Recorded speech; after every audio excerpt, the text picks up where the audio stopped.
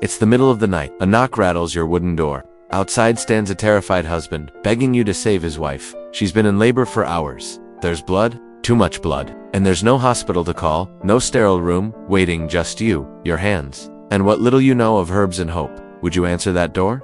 Would you walk into that storm of screams and risk being the one blamed if something wrong? Because in medieval times, being a midwife wasn't just about helping life begin, it was about surviving the fine line between healer and heretic.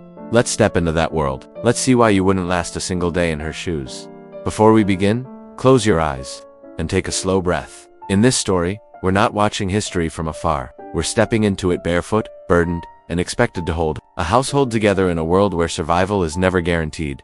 Could you carry that weight? Could you last a day where every task was life or death, and every mistake had consequences no one would forgive? Let's find out together, and if you enjoy this journey through history, whispered gently as you fall asleep, consider subscribing to Whispers of History. A new bedtime story awaits you each time. Your life as a medieval midwife begins before dawn in a world trapped between mortal peril and ancient custom. As you rouse yourself from a straw mattress, the air is thick with chill and uncertainty. Unlike the imagined serenity of pastoral life, your daily reality moves in the shadow of constant birth, death, and disease. The village depends on you, yet regards your knowledge with both gratitude and suspicion. With every knock on your door come cries for help and the unspoken fear that things could go very wrong. You rise, quickly gathering your few tools: linen, strips, dull knives, wooden bowls, a handful of herbs meant for both solace and ritual, and holy metals to ward off evil spirits. Instructional books do not exist. Your education came from years beside older midwives, watching, learning, and memorizing signs of complication under firelight.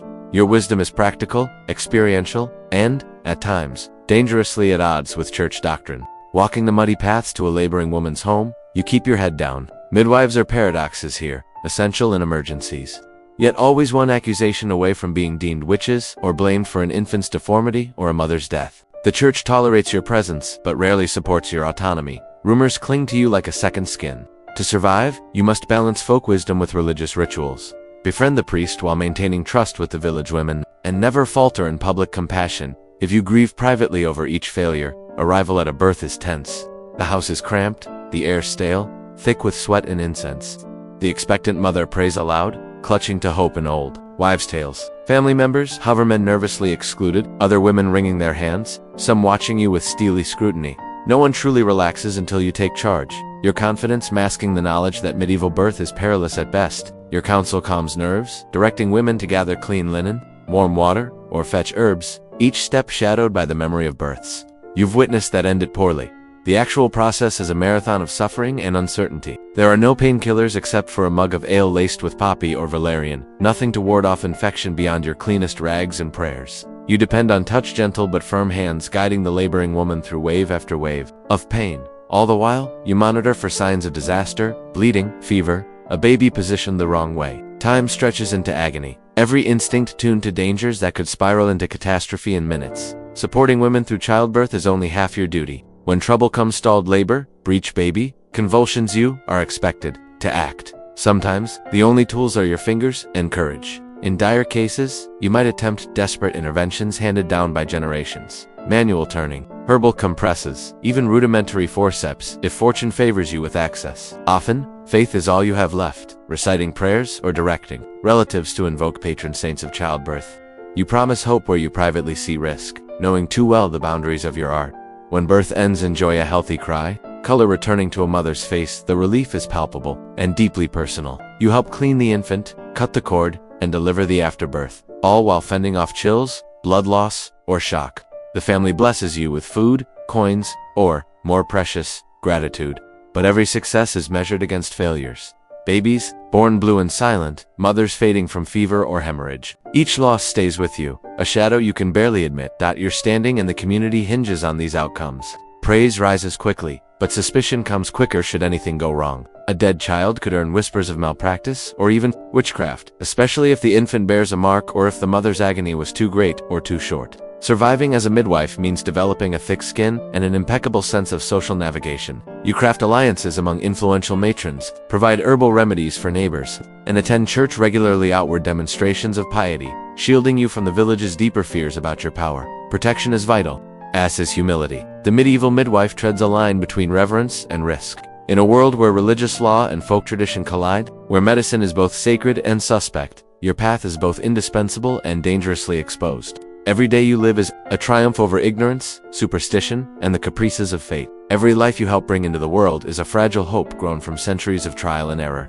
The path to becoming a medieval midwife was rarely formal or straightforward. There were no schools, no degrees, no standardized curricula. Instead, knowledge was passed down through oral instruction, apprenticeship, and tacit observation. From a young age, girls watched their mothers, aunts, and neighbors, absorbing essential skills by silent example and direct experience.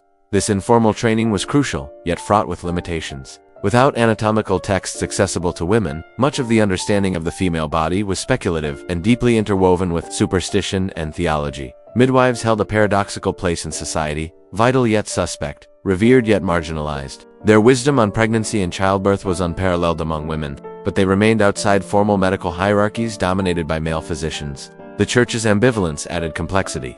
On one hand, midwives were necessary, especially as priests discouraged male involvement in deliveries, but on the other, any hint of failure or deviation risked accusations of witchcraft or heresy. Learning included mastering the use of herbs and poultices, rituals for protection and blessing, and the art of assessing labor progress. Midwives memorized signs of dangerous presentations, understood birth's timing, influenced by seasons and phases of the moon, and practiced massage and manual manipulation. Yet the occasional fatal outcome, dystocia, hemorrhage, or beyond the power of even the most skilled. Social standing for midwives was equally fraught. In villages, they might be seen as trusted pillars or wise old women, yet ever conscious of the shadow of suspicion. A misfortune could turn gratitude into blame overnight. Midwives often lived alone, maintaining independence while navigating gossip and fear. Their networks among other women offered solidarity and shared secrecy, crucial for surviving the precarious balance between trust and dread. A medieval midwife's tools were humble but essential. Clean linens, sharpened knives for cutting cords, or making incisions when absolutely necessary. Simple wooden props, towels, and bowls facilitated her work.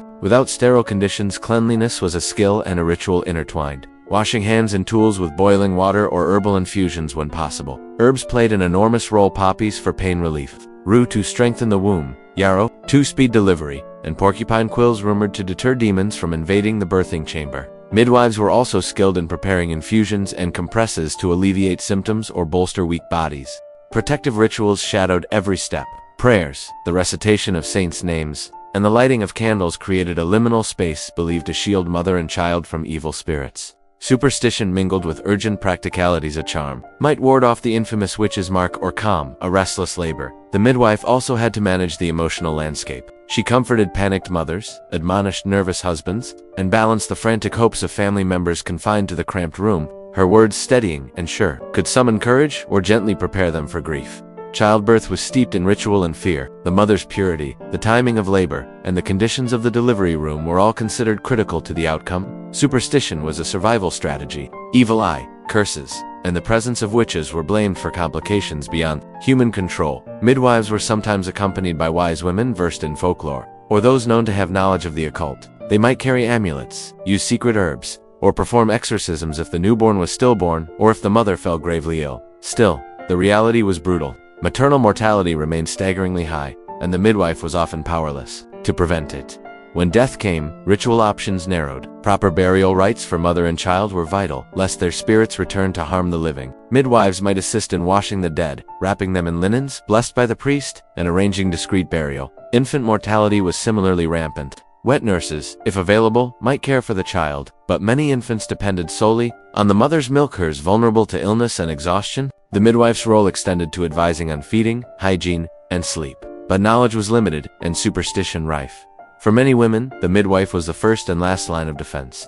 Her presence bridged private and public realms and moments shadowed by community expectations and religious scrutiny. Her testimony carried weight in disputes over paternity, inheritance, and legitimacy. Midwives kept confidences, but also navigated delicate social waters. Rumors about illicit births, secrets surrounding illegitimate pregnancies, and the quiet pain of stillbirths might all pass through her circle. Her discretion was crucial, yet midwives could also be entrepreneurs of sorts. Payment might come in coin, produce, or services. Their work without formal pay was rare. Compensation and status varied widely. A skilled midwife could command respect and protection, but she was always aware of her precarious position. Behold, the relentless world that shaped medieval midwifery, the blend of courage, skill, and peril with which these women faced the ultimate rites of passage. Their mastery was both born from necessity and honed through generations, yet always shadowed by uncertainty and social risk. Your arrival at a birthing chamber is met with a tense quiet broken only by gasps, moans, and whispered prayers. The medieval birth was a scene charged with a mixture of hope, fear, and desperation. There are no doctors in the sterile white coats. You might imagine, only you, the midwife, and a handful of women. Often the mother's close female relatives or neighbors. Men, as a rule, are either absent or banished from the room due to taboos and social expectations, reinforcing the deeply feminine nature of childbirth and its mysteries. But also the isolation women faced in this ordeal. The room itself is austere, and dimly lit by tallow candles or sunlight filtering through small windows. The air heavy with a mixture of sweat, incense, herbal smoke, and the unmistakable scent of fear.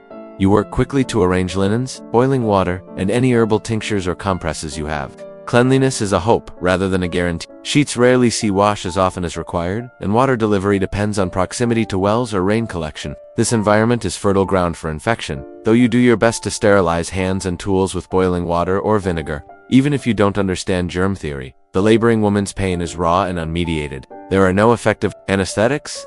The only relief might be a cup of ale or herbal tea laced with poppy or mandrake, given in small, carefully administered doses. Without precise dosing knowledge, the risk of overdose or poisoning was real. You support her through relentless contractions, offering words and touch to help her endure. You guide her into different positions, squatting, kneeling, or lying. On a bed made of rough planks, the birthing stool is rare and reserved for the wealthy. Most births happen on the floor or a simple bed, increasing physical strain on the mother.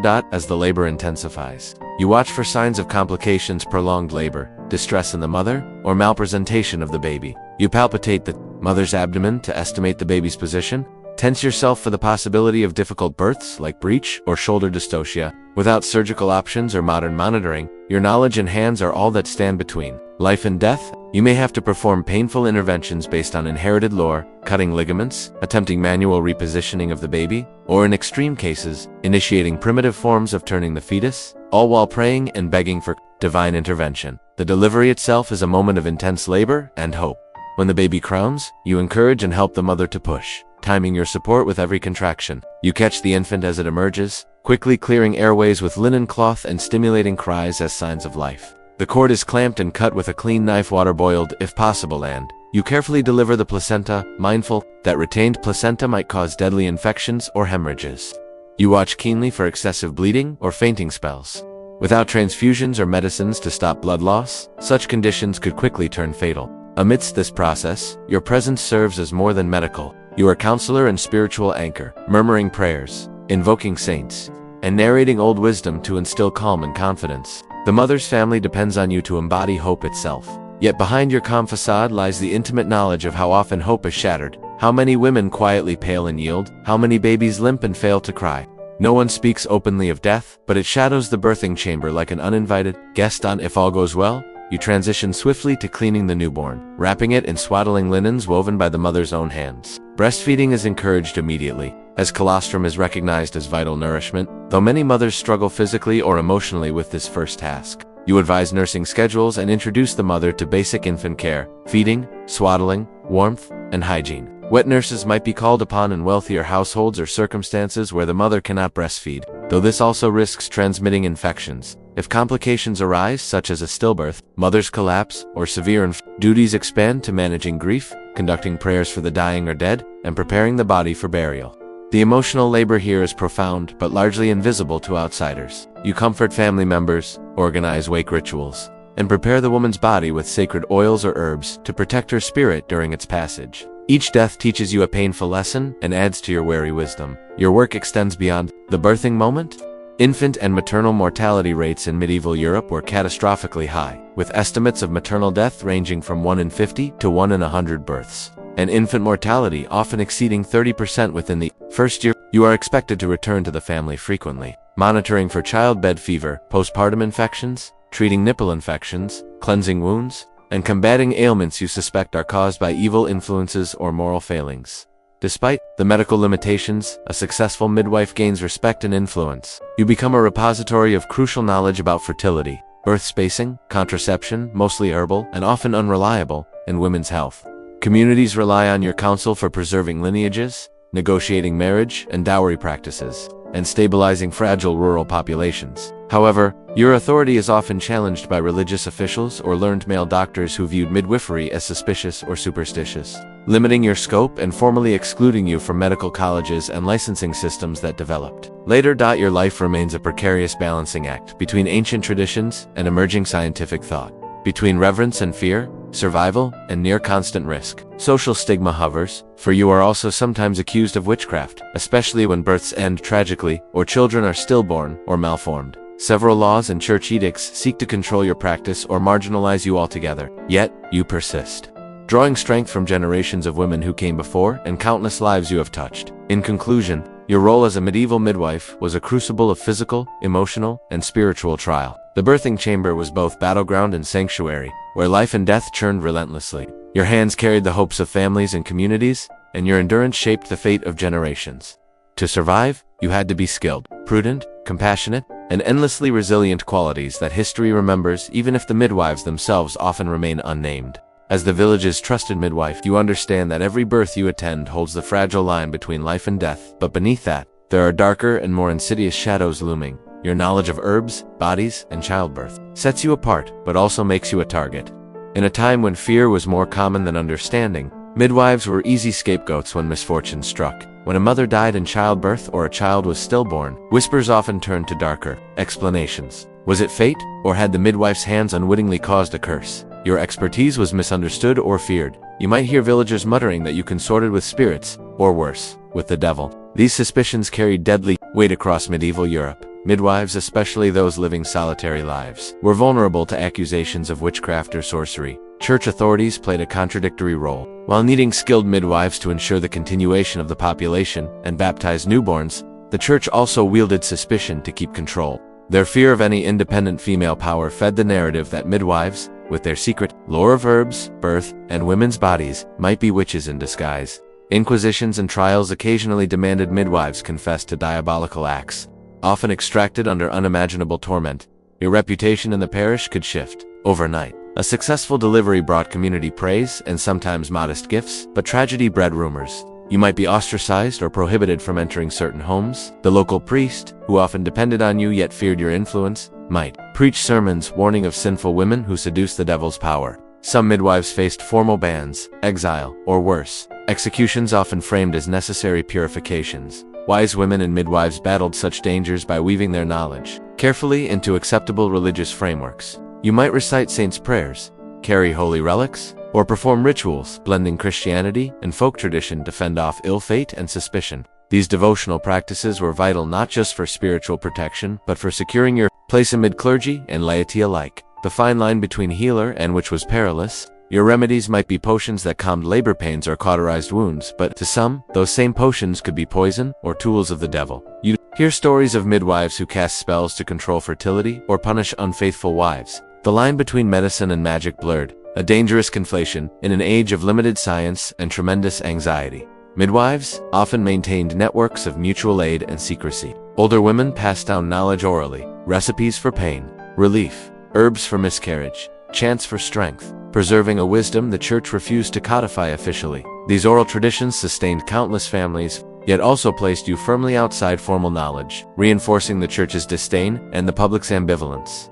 In some regions, the legal status of midwives was ambiguous. Town ordinances and church councils alternated between recognizing midwives as necessary and condemning untrained sorceresses. Some cities required licensing or oversight, but enforcement was uneven and often corrupted by politics and fear. The authority to attend births could be rescinded arbitrarily if a midwife was accused or if a death required a scapegoat. This precarious balance extended to your personal life. Marriages were rare or strained. Your profession marked you as a woman of power and mystery, not easily controlled by husbands or families. Many midwives lived independently or widowed, relying on their skills for survival. You often endured economic hardship, navigating a delicate social position, needed yet marginalized, respected yet feared. Your role extended beyond births to include advising women on contraception or abortifacients, practices officially condemned by church doctrine but quietly sought by desperate families.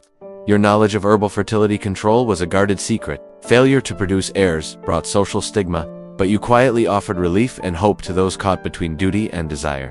The broader culture viewed you as simultaneously beneficial and threatening. You were one of the few women wielding practical life or death authority, yet remained liable to superstition and misogyny. The stereotype of the dangerous, knowledgeable woman who meddles with forces beyond human understanding was a persistent undercurrent in peasant tales and clerical writings. Yet medieval midwives persevered, embodying resilience against fear and repression.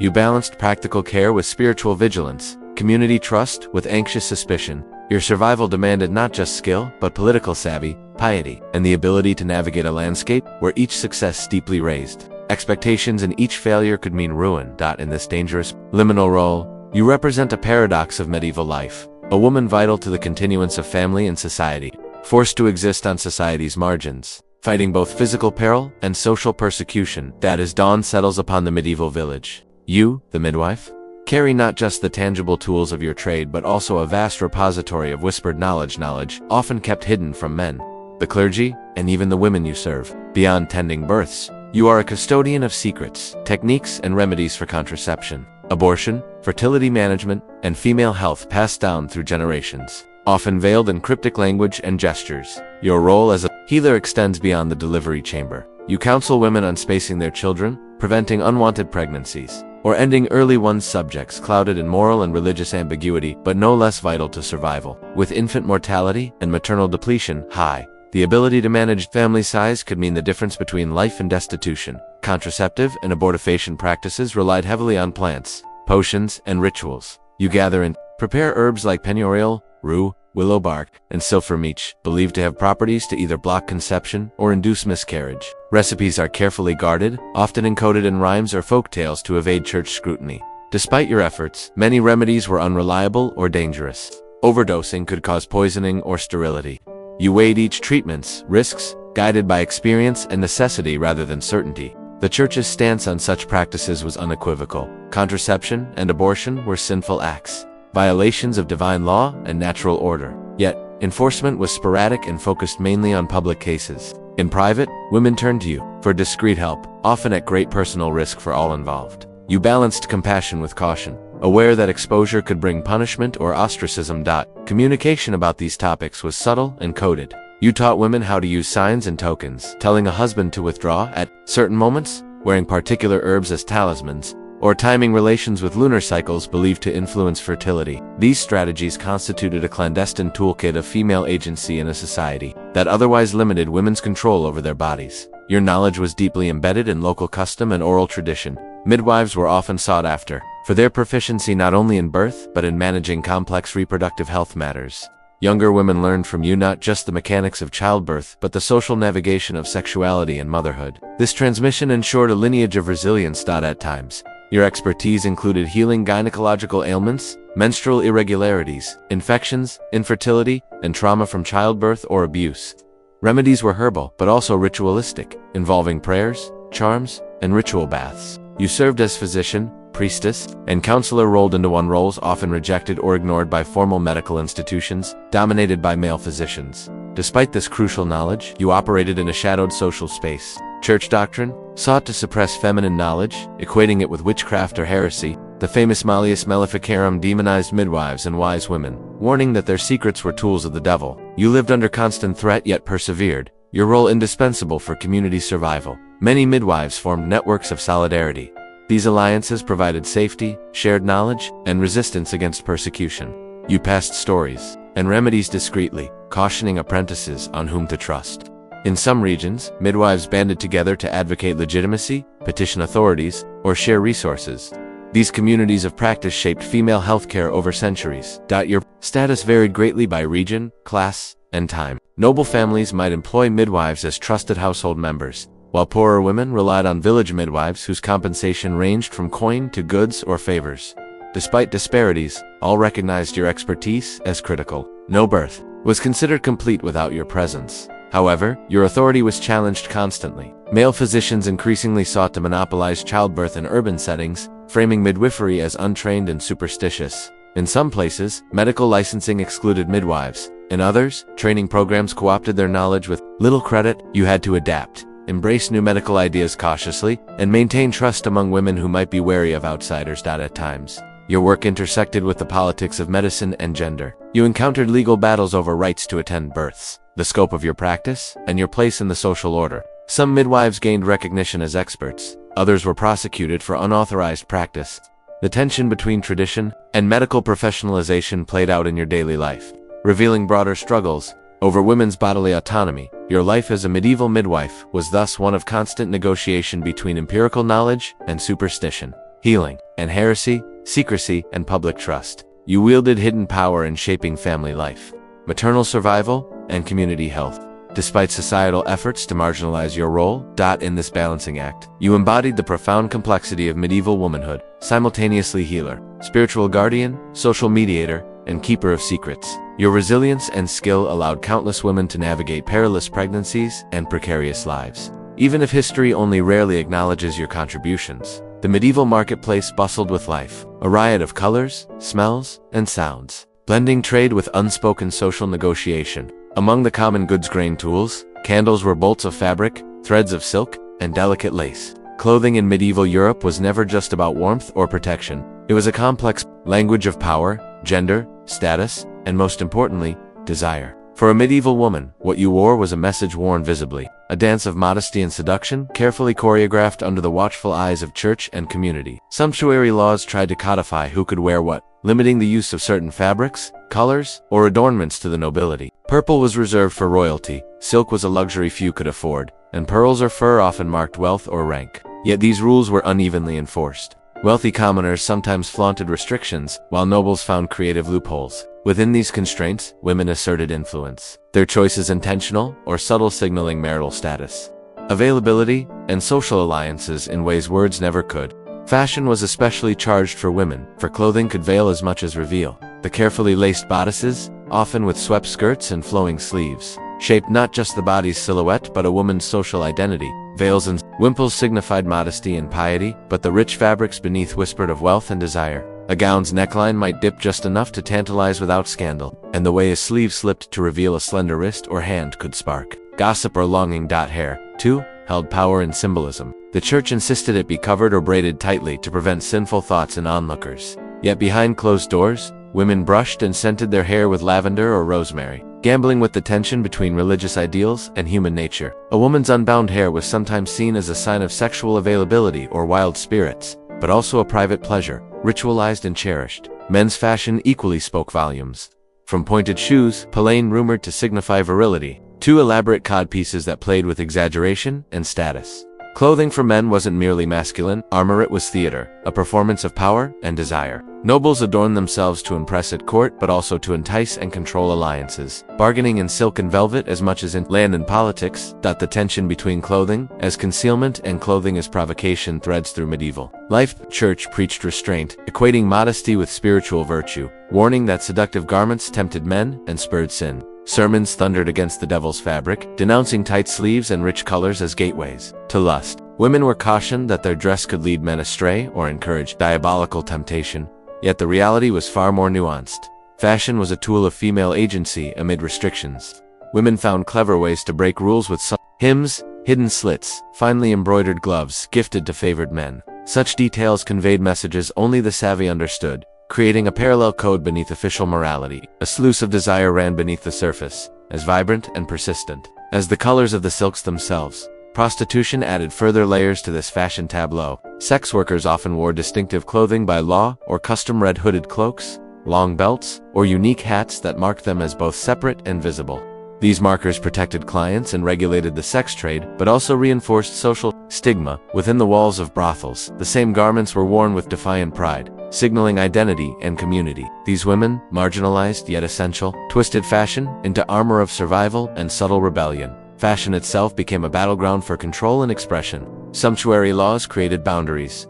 Women navigated these with both fear of punishment and daring creativity. Whether noble ladies or village matrons, women used clothing to negotiate their social positions, protecting reputations, attracting prospects, or rebelling quietly. This interplay between the visible and the forbidden shaped medieval social life as much as sermons or laws did. The artistry of clothing, embroidered motifs, jewel-like buttons, and dyed fabrics reflected labor and wealth and sometimes secret meanings. Love tokens woven into silks or colored ribbons slipped into hands carried silent declarations of intent. Clothing became a form of unspoken communication, shaping the dance of courtship, negotiation, and power that defined medieval relationships. Even the practicalities of dress carried sexual undertones. Tight corsetry or free-flowing robes influenced movement, posture, and perception. Fabrics could highlight or conceal curves, guiding the gaze of observers in churches, market squares, or private chambers. Clothing was as much about performance as it was about protection, about crafting identity visible to the world and to prospective lovers. Despite the heavy moral weight, fashion never fully submitted to repression. Humanity found ways to adapt, to dress desire in layers of symbolism, and to make beauty a quiet act of resistance. For medieval women, clothing was a paradox, a prison and a playground, a site of control and freedom, a language of lust whispered beneath a veil. In stepping beyond mere fabric and thread, you glimpse how medieval society structured sexuality, not just through laws or religious texts, but through the everyday choices women made in how they presented themselves to the world. Fashion mattered because in a world of silence around sex, it spoke volumes. As the village's midwife, your knowledge extends far beyond attending childbirth. You are the household healer, the guardian of women's mysteries, and the keeper of delicate balances between body, spirit, and society. In a world largely deprived of formal medicine, your empirical knowledge, rooted in herbal lore, ritual practice, and painstaking experiences, both revered and censured, your survival depends on mastering this labyrinth of remedies, superstition, and limited science, all while navigating suspicion and the ever-watchful eyes of church and community. Medicine in the medieval period was a patchwork of ancient theories, mostly inherited from classical antiquity via Galen and Hippocrates, filtered through Arabic science, and layered with Christian theology. For humors, blood phlegm, yellow bile, and black bile governed health and temperament, and disease was thought to result from imbalances often triggered by moral failing or spiritual malaise. This framework shaped your approach to healing, aimed to restore balance through purging, diet, rest, and careful application of herbs. Your cabinet holds dried plants that smoke or soothe, bruise or bolster. Yarrow staunches bleeding. Chamomile eases cramps. St. John's wort wards off melancholy, or so the old wives say. Garlic, the bulb of the dead, protects against infection and evil spirits alike. You prepare poultices to reduce swelling, salves to soften wounds, and teas to calm the nerves. Each remedy carries a potent mix of practical effect and symbolic meaning. You know that the scent of rue or lavender can comfort a frightened mother as much as their healing properties ease pain. Healing is not limited to women. As the village's practical doctor, you treat wounds sustained by farming, animal bites, and everyday accidents. You tend infections with a mixture of herbal salves and prayer. The lack of surgical tools and sterile conditions makes even minor injuries dangerous. You carefully clean cuts with boiled water and honey, a natural antiseptic, and wrap them with linen to deter flies and dirt. For broken bones, splints fashioned from wood and cloth keep limbs still. Your touch must be both gentle and resolute. Too rough, and you risk harm. Too hesitant, and time is lost. Mental health, poorly understood in the medical texts of the day, is within your care as well. You comfort those beset by melancholy or the spirits, while administering rituals and herbal infusions. You are the first line when depression, anxiety, or unexplained delirium strike, often attributed to spiritual affliction or imbalance of the humors. Practical care blends with ritual protection, sprinkling holy water, reciting protective verses, or advising fasting and confession to assuage the mind and soul. Your expertise as a midwife also includes recognizing when medical intervention surpasses your skills. Complicated births requiring cutting or extraction may fall outside your safe practice, yet sometimes necessity demands bold action. You may have to perform crude cesarean-like measures, though usually reserved for desperate cases where mother or child face imminent death. Your courage here is immense, for every invasive act risks infection, hemorrhage, or worse, and the hands of God are the only guarantor of success. The medical knowledge you wield is not written in books at your bedside, but inscribed in memory, and taught through oral transmission and shadowed apprenticeship. This knowledge is precious but precarious, often overshadowed by male physicians training in university settings, who dismiss midwives as ignorant or superstitious. Yet in rural villages, your healing powers are indispensable, your experience unmatched. You occupy a liminal space, both respected and marginalized, powerful yet vulnerable. You must also negotiate the church's ambivalence toward medicine. While clergy sanction prayer and the sacraments as primary healing, they often view non-liturgical healing with suspicion. The perception of healing as divine intervention clashes with empirical knowledge from herbs or bodily care, leading to accusations that healers dabble in magic or heresy.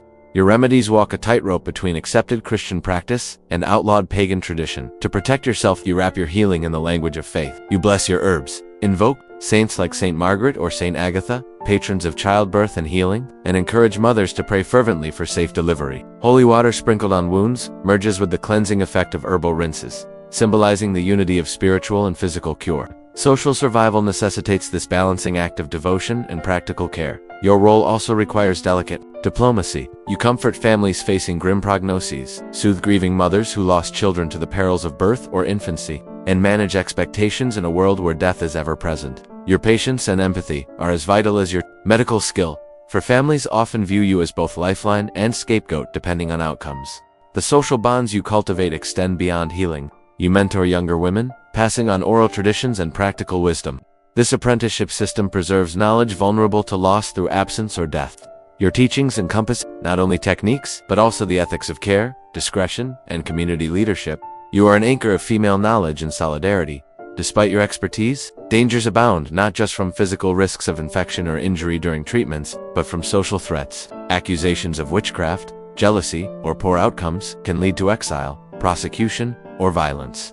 Your survival depends on continued trust of neighbors and subtle navigation through gossip and rumor. Still, every successful birth, every healed wound, and every comforted heart is a triumph of resilience. Against the overwhelming odds stacked by limited science and harsh realities, your hands weave a fragile thread of life and health through a precarious world, embodying the ingenuity, courage, and spirit of medieval womanhood. In summary, your life as a medieval midwife and healer is a testament to human endurance and ingenuity. Within a complex matrix of medicine, religion, culture, and power, you are both guardian and bridge between life and death. Science and superstition, woman and society holding the precarious flame of survival in a world that often seemed poised to snuff it out. The world of the medieval midwife was a crucible of contradictions where faith and fear intermingled constantly. Your role was far more than medical. You operated at the intersection of folk tradition, church authority, and communal anxieties about sin, purity, and bodily control. Each birth you attended was shadowed not just by the physical danger of death, but by the spiritual threat of damnation and social suspicion that could destroy you. Your intimate knowledge of the female body made you invaluable yet vulnerable. In a society where women's sexuality was tightly policed, your familiarity with reproduction and fertility cloaked you simultaneously in power and peril. The church tolerated midwifery because of its necessity, but distrusted the knowledge you wielded, seen as potentially pagan or diabolical. Your frequent use of herbs and charms raised questions about whether you healed or hexied. In this tense atmosphere, prayer and ritual were part of your practice, not just for faith, but for survival. You participated in and sometimes led blessings, invoking saints like Saint Margaret, protector of childbirth, or Saint Agatha, patron of nurses.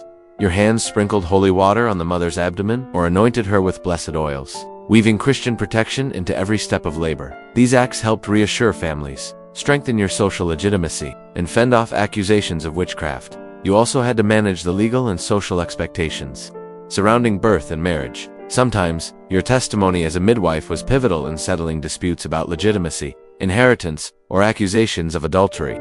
You might be summoned to court to confirm a birth's details, whether a child was born alive, or to declare a woman's virginity. Your word could make or break reputations, placing you at the heart of some of the era's most sensitive and charged social interactions. Yet these responsibilities came with risks. Any mysterious death, deformity, or miscarriage might trigger suspicions of malpractice or malevolent influence. Superstition ran rampant, and scapegoating was widespread. You walked a razor's edge, balancing your knowledge and skills with community, fear, and religious doctrine, aware that a single mistake or rumor could cost you your livelihood, freedom, or life. Medieval communities were tightly knit, and word spread quickly. You maintained close relationships with other women healers, wise women, even the local herbalists and priests who create a network of support and protection. You passed down oral knowledge and cautions, built alliances with influential matrons, and cultivated a reputation not just as a midwife, but as a trusted guardian of women's health and dignity. Despite the ever-present dangers, midwives developed remarkable resilience and adaptability. You learned to negotiate with male authorities who sought to regulate or marginalize your work, asserting claims to knowledge and agency wherever possible. Occasionally, you engaged with formerly trained physicians or clerics, sharing knowledge or defending your practice. This delicate diplomacy was crucial to maintaining your essential role in a world slowly moving towards medical professionalization that often excluded women. Your work also bridged the experiential and spiritual worlds. You embraced the mystery and power of birth, the liminal moments when life emerges from darkness, infusing your care with compassion, reassurance, and a sacred sense of duty. Families turned to you not only for practical help but for emotional and spiritual strength, relying on your presence to navigate one of life's most harrowing transitions. Social attitudes toward midwives varied by region, social class, and era. While urban centers and courts might increasingly marginalize women's healing roles in favor of licensed male physicians, rural areas continued to depend heavily on midwives whose knowledge was indispensable. You remained the front line, providers in a world where travel was difficult, doctors scarce, and births could not be postponed. However, your vulnerability was ever present. Accusations of witchcraft, whether founded or fueled by envy, fear, or misogyny, represented a constant threat. The Church's increasing campaigns against magic and heresy in the late medieval period disproportionately targeted women with medical knowledge, including midwives. Trials and inquisitions demanded self-incrimination or forced confession under torture, where speaking the truth often meant death. To navigate this peril, you concealed parts of your knowledge, cloaked your practices in Christian symbolism, and cultivated public piety. You joined guilds or confraternities when available, reinforcing social bonds and seeking collective protection. Your silence became as important as your speech. Discretion maintained your place in society and shielded the families you served, yet even amid fear and repression, midwives were agents of continuity and change. You ensured the survival of countless children and mothers, transmitted crucial knowledge across generations, and held a unique space within medieval gender, medical, and spiritual matrices. Your legacy, though often obscured, shaped the evolution of women's roles in healthcare and social authority. The medieval midwife's life was thus a profound and perilous blend of healing, spirituality, social navigation, and quiet rebellion. Your story reminds us that survival demanded more than skill. It required courage, wisdom, and an ability to hold life's most fragile moments in trembling hands, amid a world eager both to trust and to condemn. In the quiet corners of medieval life, beneath the weight of sermons and legal strictures, women found ways to claim agency, resist control, and rewrite the script of their bodies and desires. Your role, as a midwife and trusted figure, placed you in the midst of this quiet revolution. Far from being passive victims, many women actively negotiated the harsh realities they faced, wielding rage and resilience like armor in a world that sought to silence them. Anger in medieval women was dangerous currency vented too openly. It could prompt accusations of witchcraft or disobedience, yet suppressed, it could eat away at body and soul. You witnessed women who used bouts of rage, not only to protect themselves and their families, but also to assert control over their marriages, their bodies, and even their communities. From fiery objections during forced marriages to subtle acts of defiance in household management, these expressions of power defied societal expectations and carved space for self-determination. Stories of women challenging patriarchal authority abound in folklore, legal records, and even sermons intent on suppressing such acts. You heard of widows refusing to relinquish dower lands, of peasant women confronting abusive husbands with sharp tongues and sharper wits, of merchants' wives running thriving businesses in their own names. Though the Church preached obedience and chastity, everyday life was riddled with negotiations, loopholes, and quiet revolutions led by women who refused to be erased. Your work brought you into contact with women in crisis, not just physical, but spiritual and social. You became a counselor, a confidant, a planner of survival strategies. Women confided fears of natal shame, of being labeled barren or fickle, and of enduring unwanted pregnancies or violent unions. You listened, advised, and sometimes protected these women, passing on knowledge that might spare them from the worst consequences of a rigid and often cruel social order. Sexual violence was a harsh reality many endured in silence. The legal system offered minimal protection or redress, and social stigma often fell on victims rather than perpetrators. Stories you heard whispered in the village spoke not only of assaults by strangers, but also of abuse by family members or lords. The midwife's role extended painfully into this realm, helping women through trauma, pregnancy from violence, and the social isolation that followed. Your presence was a lifeline, a rare source of understanding amid judgment. Yet even within these oppressive constraints, women found joy, friendship, and political strength. You saw how rituals, festivals, and women's gatherings became spaces for solidarity and subtle resistance. Communal spinning, weaving, and celebrations of fertility spoke to enduring life forces and female creativity. Within convents, women nurtured intellectual and spiritual communities that offered refuge and power beyond the domestic sphere. Literature, too, preserved women's voices. Poems, songs, and tales revealed humor, sorrow, and strength, often challenging dominant narratives. You found yourself reading chansons, digests, and ballads where women outwitted suitors, secured family fortunes, or protected their honor. These stories circulated widely, offering coded messages of hope and defiance to listeners who knew the realities behind the rhyme. Midwives played crucial roles in these dynamics. Your trusted status granted access to secrets and unspoken fears, allowing you to mediate conflicts, advocate for women's health and welfare, and transmit life-saving knowledge. Your skills extended beyond the physical into social diplomacy, magic, and storytelling. You were a keeper of lore that healed, bodies, and mended communities. This empowerment, however, always flirted with danger. Your knowledge and influence made you targets of political intrigue and communal envy. Accusations could arise over property disputes, failed births, or rivalries. You had to cultivate friends among nobles, clergy, and commoners to navigate threats. Your survival depended on astute negotiation and an ability to mask the true extent of your power behind humility and duty. Intersecting with these struggles was the harsh reality of medieval masculinity, which often codified violence and dominance as natural. Husbands, fathers, and lords resisted female autonomy with legal and physical force, enforcers of a social order that prized control over consent. Yet the persistence of women's power amidst this repression revealed the faults in that order. You witnessed how, through solidarity and subtlety, women created networks of resilience that could withstand even the harshest circumstances. The contradictions of medieval love, sex, and power shaped your life and the lives of those you served. Desire was enforced, denied, punished, and celebrated in turns, a volatile mix that demanded daily adaptation. Your story, like that of the women you helped bring safely into the world, was one of survival against the odds of finding light in dark places, and of love, rage, and endurance braided into the fabric of human history. As the medieval world edged toward early modernity, these tensions only grew sharper. Institutions sought tighter control over bodies and desires, while women's desire for autonomy persisted, evolving into new forms and channels. The legacies of your resilience and hidden power seeded future challenges to patriarchal authority, echoing across centuries. In closing this part of your story, reflect on the delicate balance you maintained daily. Your hands delivered new life. Your wisdom defended fragile hope. Your voice spoke truths too dangerous to say aloud. And in this, the medieval midwife emerges not only as a healer, but as a beacon of female agency, resilient, complex, and profoundly human. The medieval midwife, whose hands first touched countless lives in their most vulnerable moments, left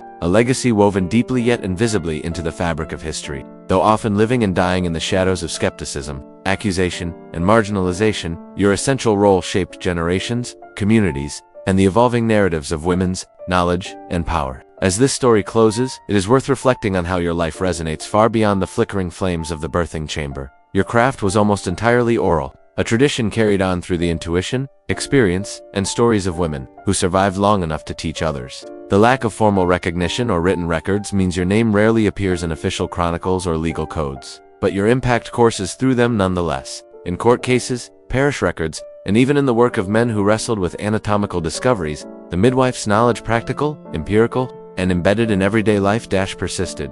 Archaeology has begun to unearth forgotten details. Amulets thought to protect mothers, herbal remains in women's graves, and the utensils of birth found alongside domestic tools. These physical traces whisper of a female-led medical tradition that bridged the gap between folk wisdom and emerging medical science. Despite efforts to suppress or control such knowledge, midwives ensured the survival of traditions of care vital in the face of overwhelming odds. Your position was precarious in your own time, caught between reverence for bringing life and suspicion of harboring forbidden knowledge. This duality echoes in the mythology surrounding midwives, wicked witches or wise healers, dark figures or folk heroines. The changing views over centuries reflect broader cultural anxieties about women's bodies, sexuality, and power. Today, the image of the medieval midwife is increasingly reclaimed as a symbol of resilience in a male-dominated history. In legal history, you were one of the earliest female practitioners to challenge patriarchal medical authority.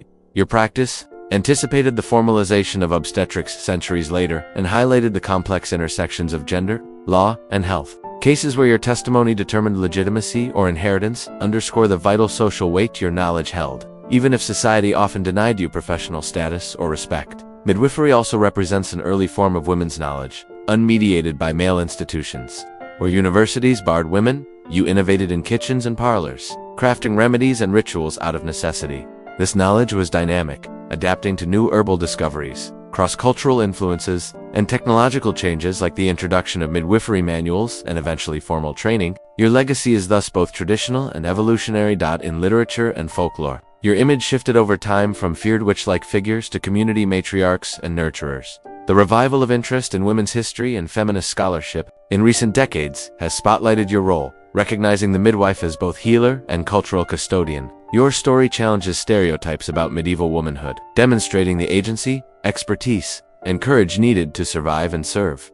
Contemporary midwives see themselves as inheritors of your complex heritage balancing science, empathy, tradition, and advocacy. The resurgence of midwifery as a respected profession aligns with historical appreciation of your role as a pivotal bridge between life and death. Your perseverance under harsh conditions resonates powerfully as modern medicine grapples with returning to more holistic and human-centered care. Socially, your story highlights broader themes about women's labor, informal economies, and survival strategies. You exemplify the countless women throughout history whose invisible work sustained families and communities but went unrecognized. Recognizing your contribution enriches our understanding of medieval society as a diverse ecosystem of cooperation, knowledge sharing, and communal resilience, rather than a monolithic, male-dominated order. You also invite a more nuanced view of medieval medicine, not simply as ignorance or superstition, but as a layered practice mixing empiricism, ritual, gendered experience, and social politics. Your world was one where healing was as much about navigating community fears and spiritual worlds as about anatomy or herbs,